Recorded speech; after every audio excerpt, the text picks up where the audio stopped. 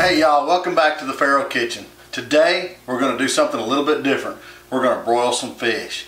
Now for our seasonings on our broiled fish, you can go out and figure out whatever kind you want. You can make your own, you can buy your own. Sometimes we use a little bit of Old Bay. This has been our favorite lately. It's a Red Lobster type seasoning, Red Lobster seasoning.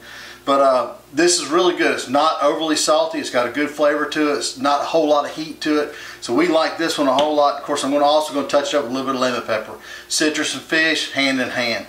Now, the other thing we're going to do today is do our Creekbank Taters. Now, I haven't shown you all this yet. You know, we like taters in this family, and this is one of our favorites. We do it pretty regular. It's a camp staple. So y'all watch this one. It's very easy to do when you're out camping. Very good. Gets rave reviews with everybody that's ever had it. So y'all stay tuned. Stay with us. The first step to broiling your fish is to dry it a little bit. You don't want to have wet fish going in underneath the broiler, or it's not going to brown up any. It's not going to get any pretty color. It's going to be just kind of gray, white, gnarly looking. Not what you want to be eating.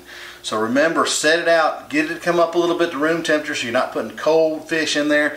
Let it dry a little bit so you're not putting wet fish in there. I'm going to put these on the tin foil and then season them up. You'll see what they look like next.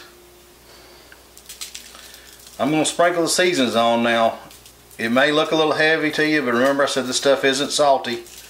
Not overly salty anyway, so you can have a little bit of a coat on there. But remember, I'm not seasoning the other side, so this is only one-sided seasoning, so you want to make sure you have enough on there.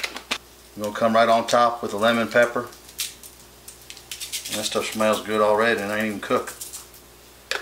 Now we're going to be broiling these on high, probably about 6 inches from the element. Generally speaking, a rule of thumb is about 10 minutes per inch of fish. Now these are real thin fillets, so it's not going to take that long. The best thing you can do is watch them, and then if you need to, put a fork in there and flake it out, see if it's turning good and white. You know, that always helps, because that way the chef has something that he has to sample. But you know, don't be afraid to reach in there and see if it's getting done. But that's the best way you can do, is just to watch them. Don't necessarily go by a time. Keep your eyes on these because you don't want to burn them. Alright, while we're heating the oven up, I'm going to go ahead and start on these taters. Now, these are yellow taters, but I've done this with every tater known to man, and it's been great with every one.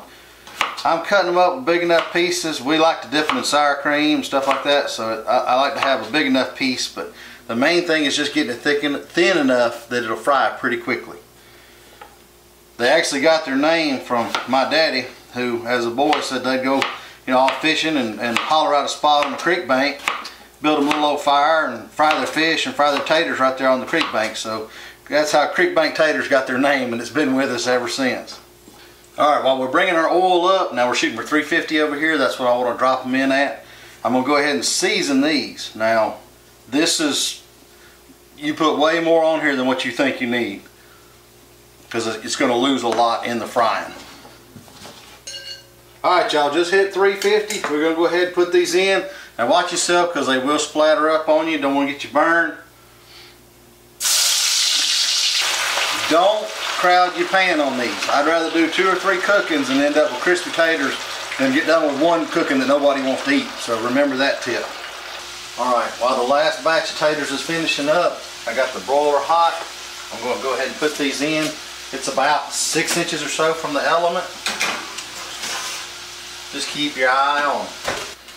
Alright y'all, the taters are done. You can see how they browned off, and they've got just a little bit of crispness to them. Another tip is, don't just pile them all on one plate. You know, try to keep them separate too, because that way you've got them, they'll drain out, they'll keep that crispness, they won't sog up. This plate was a lot higher, but I've had a gremlin named Ethan that's been coming in here snatching a few of them. So, but I promise you the same thing will happen at your house.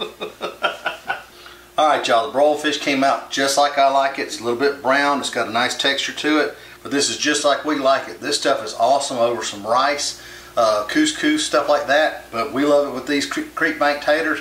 I wanted to show y'all that recipe as well.